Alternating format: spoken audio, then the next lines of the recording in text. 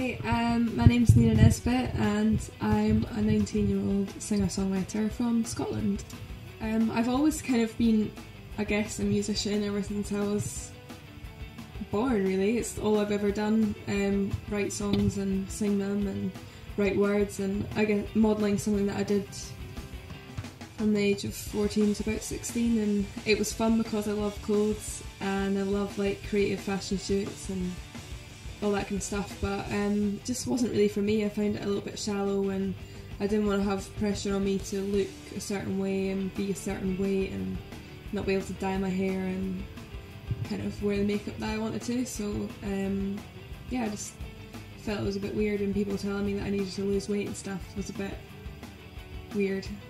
I like to eat a lot. He was doing a small radio gig in Edinburgh and I was there because my friend worked at the radio and said I should come and check out his music, and I was a big fan of his music, so I asked if he had any advice for upcoming singer-songwriters, and he said, "Do you play guitar?" And I said yeah, so he handed me his guitar and said play me a song, so I played him a song and then he invited me on tour, so very grateful for the opportunity. Yeah, it was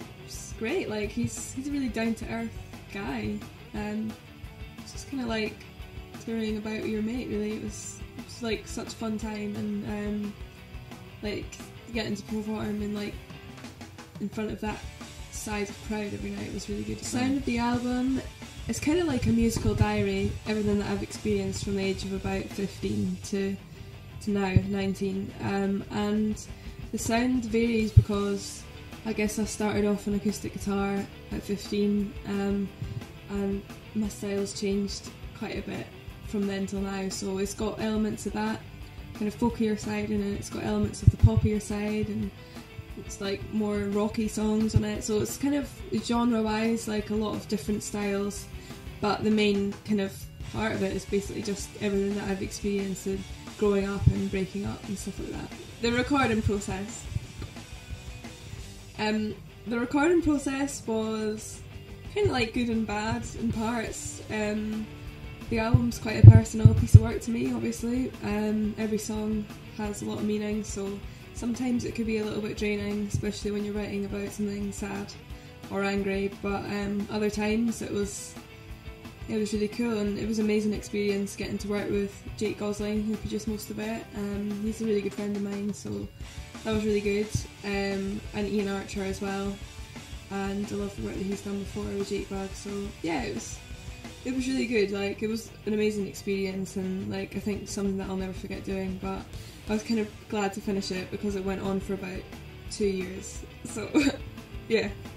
For the US EP, I kind of secretly asked people on Twitter saying if you could pick 6 songs from the 5 EPs that are released in the UK, what songs would you pick? And then people like said their favourite ones, and then I thought, what are my favourite ones? And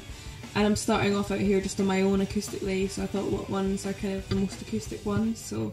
yeah, that's how I kind of came to the decision to put them. It can be completely different depending on what's the setup. This week it's Tartan week, so I'm over here like the Scottish people. It's just me on my own, so it's just me and guitar and piano, so it'll be pretty chilled out,